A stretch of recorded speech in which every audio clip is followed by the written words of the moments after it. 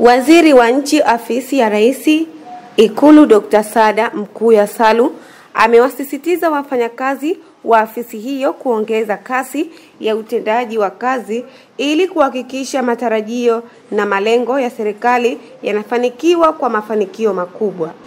Akizungumza katika hafla ya makabidhiano ya afisi na aliyekuwa waziri wa afisi hiyo Ali Suleiman Mrembo, Dr. Saada amemfahamisha kuwa afisi hiyo ina wajibu mkubwa wa kuhakikisha inatekeleza kwa vitendo na kusimamia ahadi za rais alizozitoa wakati wa kampeni.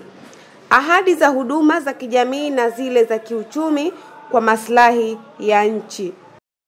Mategemeo ni kwamba kasi ile ambayo anaitaka uanze kuionyesha wewe ambaye uko karibu yake. Kwa hivyo mimi tayari nimeshajituni kuhakikisha kwamba hilo tunalitekeleza, tunasimamia kwa karibu, lakini kubwa zaidi kuhakikisha kwamba ahadi ambazo Mheshimiwa Rais alizitoa wakati wa kipindi cha kampeni tunazisimamia na tunahakikisha kwamba zinatekelezwa. Ahadi za huduma za jamii, ahadi zote za kiuchumi pamoja. Kwa hiyo haya yote yatakuwa ni pamoja na majukumu yetu mengine tutayasimamia. Lakini hili vile vile linahitaji sana mashirikiano pamoja na mawaziri wenzangu ambao wako katika wizara mbalimbali, na kwa sababu Mheshimiwa Rais ahadi zake ambazo alizitoa zinajikita katika maeneo karibu yote. Kwa maana hiyo kila waziri tutashirikiana kuhakikisha kwamba zile ahadi anazitekeleza pale ambapo zinapofall katika wizara yake. Uzuri kwamba Mheshimiwa Rais amekutana na makundi yote ya kijamii, hapa Zanzibar.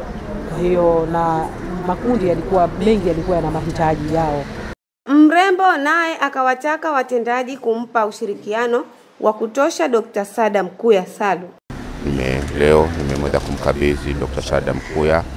Matumaini yangu Dr. Saada ataendelea kumsaidia na kuweza Mheshimiwa Rais wa Zanzibar na mwenyekiti wa Baraza la Mapinduzi kuweza kuhakikisha yale yote ambayo yanatakiwa kufanywa chini ya ofisi ya Rais Ikulu yanakwenda kwa kasi zaidi. Nina imani na ndani ya nafsi yangu Dr. Saada ataweza kuhakikisha kuleta matarajio mazuri ya Mheshimiwa Rais, lakini kuweza kuwaunganisha wafanyakazi wa ofisi ya Rais Ikulu.